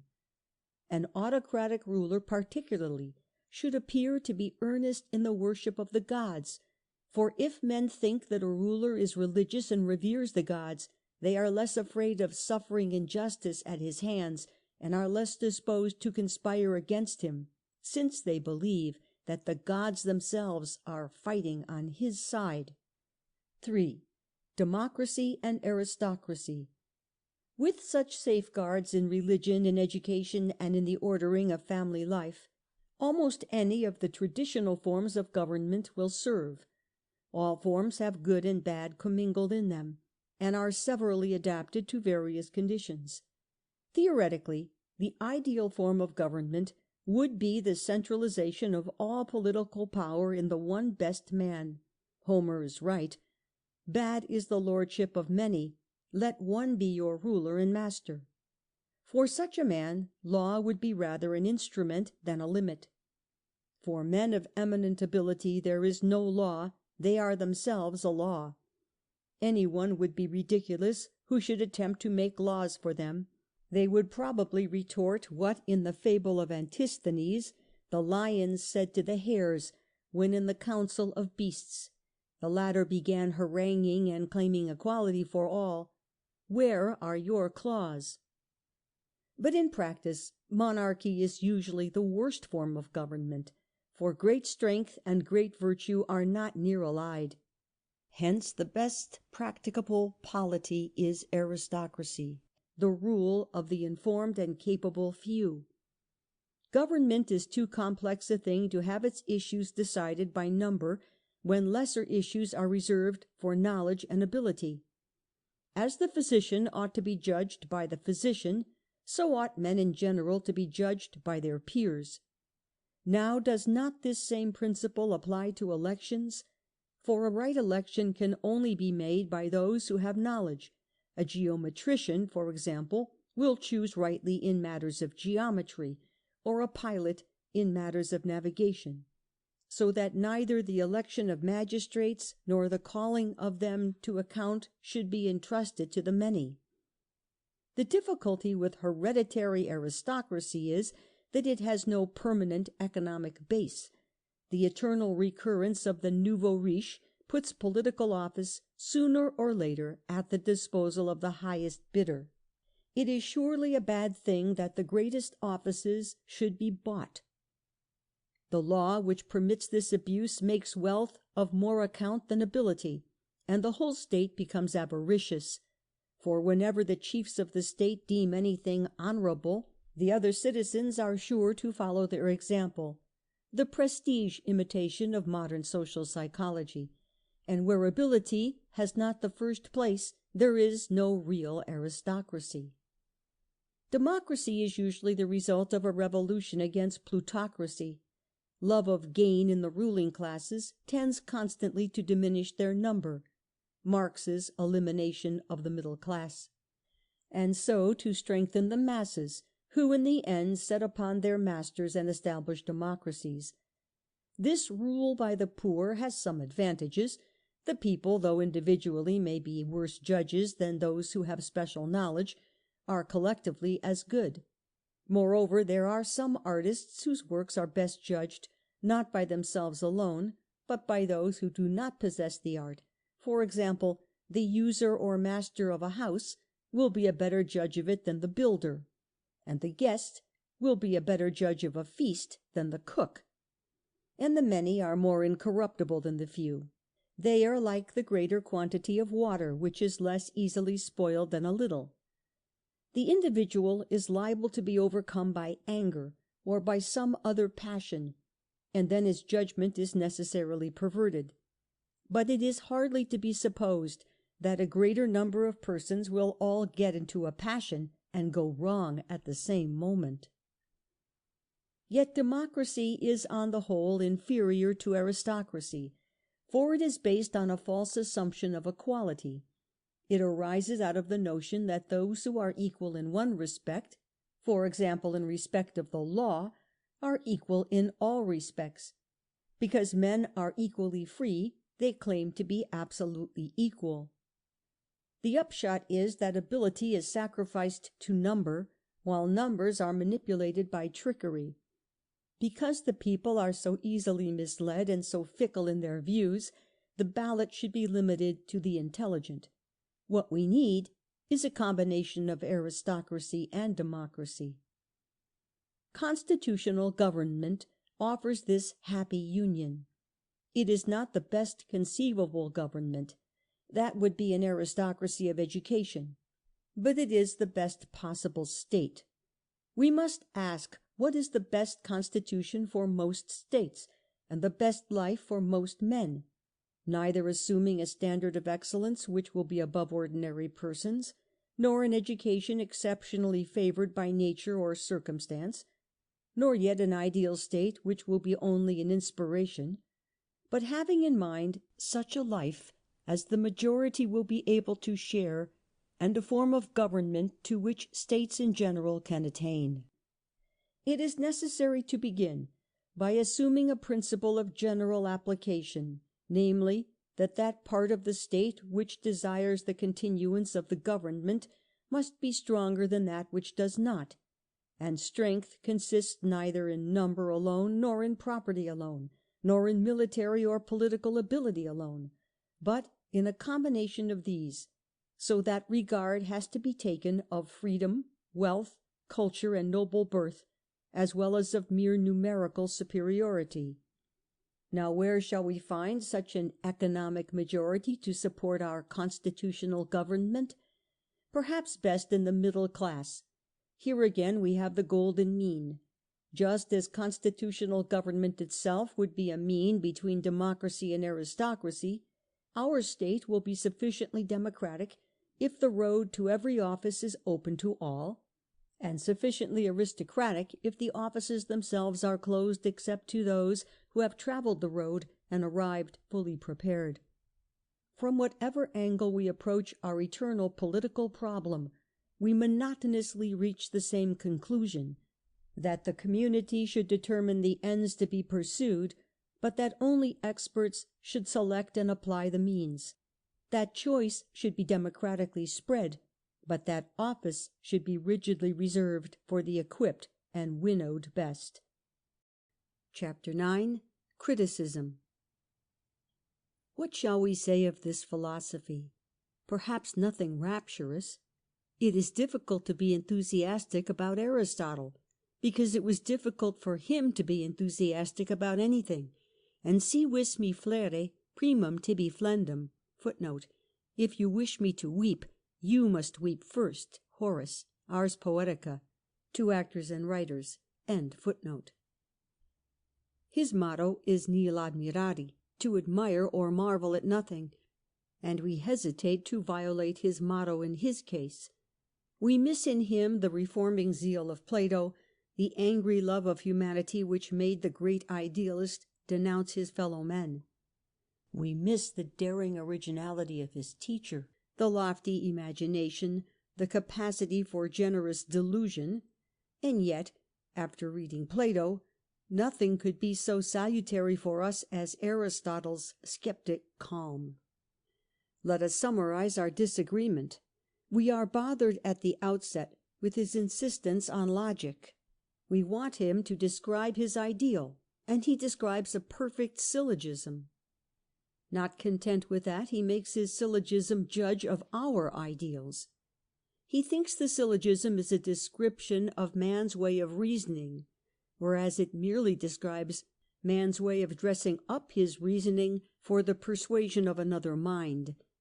He supposes that thought begins with premises and seeks their conclusions, when actually thought begins with hypothetical conclusions and seeks their justifying premises, and seeks them best by the observation of particular events under the controlled and isolated conditions of experiment. Yet how foolish we should be to forget that 2000 years have changed merely the incidentals of Aristotle's logic, that Occam and Bacon and Whewell and Mill and 100 others have but found spots in his sun, and that Aristotle's creation of this new discipline of thought, and his firm establishment of its essential lines, remain among the lasting achievements of the human mind. It is again the absence of experiment and fruitful hypothesis that leaves Aristotle's natural science a mass of undigested observations. His specialty is the collection and classification of data. In every field he wields his categories and produces catalogues. But side by side with this bent and talent for observation goes a Platonic addiction to metaphysics. This trips him up in every science, and inveigles him into the wildest presuppositions. Here indeed was the great defect of the Greek mind. It was not disciplined. It lacked limiting and steadying traditions. It moved freely in an uncharted field, and ran too readily to theories and conclusions. So Greek philosophy leaped on to heights yet unreached again, while Greek science limped behind. Our modern danger is precisely opposite. Inductive data fall upon us from all sides like the lava of Vesuvius. We suffocate with uncoordinated facts. Our minds are overwhelmed with sciences, breeding and multiplying into specialistic chaos for want of synthetic thought and a unifying philosophy. We are all mere fragments of what a man might be. Aristotle's ethics is a branch of his logic. The ideal life is like a proper syllogism. He gives us a handbook of propriety rather than a stimulus to improvement. An ancient critic spoke of him as moderate to excess. An extremist might call the Ethics the champion collection of platitudes in all literature, and an Anglophobe would be consoled with the thought that Englishmen in their youth had done advance penance for the imperialistic sins of their adult years, since both at Cambridge and at Oxford they had been compelled to read every word of the Nicomachean Ethics. One longs to mingle fresh green leaves of grass with these drier pages, to add Whitman's exhilarating justification of sense-joy to Aristotle's exaltation of a purely intellectual happiness. One wonders if this Aristotelian ideal of a moderate moderation has had anything to do with the colourless virtue, the starched perfection, the expressionless good form of the British aristocracy. Matthew Arnold tells us that in his time Oxford tutors looked upon the Ethics as infallible. For 300 years this book and the Politics have formed the ruling British mind, perhaps to great and noble achievements, but certainly to a hard and cold efficiency.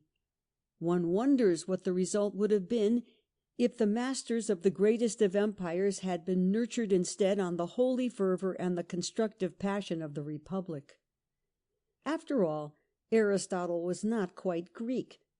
He had been settled and formed before coming to Athens. There was nothing Athenian about him, nothing of the hasty and inspirited experimentalism which made Athens throb with political élan, and at last helped to subject her to a unifying despot. He realized too completely the Delphic command to avoid excess. He is so anxious to pare away extremes that at last nothing is left. He is so fearful of disorder that he forgets to be fearful of slavery. He is so timid of uncertain change that he prefers a certain changelessness that near resembles death. He lacks the Heraclitean sense of flux which justifies the conservative in believing that all permanent change is gradual, but justifies the radical in believing that no changelessness is permanent. He forgets that Plato's communism was meant only for the elite, the unselfish and ungreedy few, and he comes deviously to a Platonic result when he says that though property should be private, its use should be as far as possible common. He does not see, and perhaps he could not be expected in his early day to see, that private control of the means of production was stimulating and salutary only when these means were so simple as to be purchasable by any man, and that their increasing complexity and cost lead to a dangerous centralization of ownership and power, and to an artificial and finally disruptive inequality. But after all, these are quite inessential criticisms of what remains the most marvellous and influential system of thought ever put together by any single mind. It may be doubted if any other thinker has contributed so much to the enlightenment of the world. Every later age has drawn upon Aristotle and stood upon his shoulders to see the truth. The varied and magnificent culture of Alexandria found its scientific inspiration in him. His Organon played a central role in shaping the minds of the medieval barbarians into disciplined and consistent thought. The other works translated by Nestorian Christians into Syriac in the 5th century A.D., and thence into Arabic and Hebrew in the 10th century, and thence into Latin towards 1225, turned scholasticism from its eloquent beginnings in Abelard to encyclopedic completion in Thomas Aquinas, 1227 to 1274. The Crusaders brought back more accurate Greek copies of the philosopher's texts, and the Greek scholars of Constantinople brought further Aristotelian treasures with them when, after 1453, they fled from the besieging Turks. The works of Aristotle came to be for European philosophy what the Bible was for theology, an almost infallible text with solutions for every problem. In 1215, the papal legate at Paris forbade teachers to lecture on his works. In 1231, Gregory IX appointed a commission to expurgate him. By 1260, he was de rigueur in every Christian school, and ecclesiastical assemblies penalized deviations from his views. Chaucer describes his student as happy by having at his bedeshead 20 books clothed in black or red of Aristotle and his Philosophiae. And in the first circles of hell, says Dante, I saw the master there of those who know, amid the philosophic family, by all admired and by all reverenced. There Plato too I saw, and Socrates, who stood beside him closer than the rest. Such lines give us some inkling of the honour which 1,000 years offered to the Stagirite. Not till new instruments accumulated observations, and patient experiments remade science, and gave irresistible weapons to Occam and Ramus, to Roger and Francis Bacon, was the reign of Aristotle ended. No other mind had for so long a time ruled the intellect of mankind. Chapter 10. Later Life and Death. Meanwhile, life had become unmanageably complicated for our philosopher. He found himself on the one hand embroiled with Alexander for protesting against the execution of Callisthenes, a nephew of Aristotle, who had refused to worship Alexander as a god, and Alexander had answered the protest by hinting that it was quite within his omnipotence to put even philosophers to death. At the same time, Aristotle was busy defending Alexander among the Athenians. He preferred Greek solidarity to city patriotism, and thought culture and science would flourish better when petty sovereignties and disputes were ended. And he saw in Alexander what Goethe was to see in Napoleon, the philosophic unity of a chaotic and intolerably manifold world. The Athenians, hungering for liberty, growled at Aristotle and became bitter when Alexander had a statue of the philosopher put up in the heart of the hostile city. In his turmoil we get an impression of Aristotle quite contrary to that left upon us by his Ethics. Here is a man not cold and inhumanly calm, but a fighter pursuing his titanic work in a circle of enemies on every side. The successors of Plato at the Academy, the oratorical school of Isocrates, and the angry crowds that hung on Demosthenes' acid eloquence intrigued and clamoured for his exile or his death. And then suddenly, in 323 BC, Alexander died. Athens went wild with patriotic joy.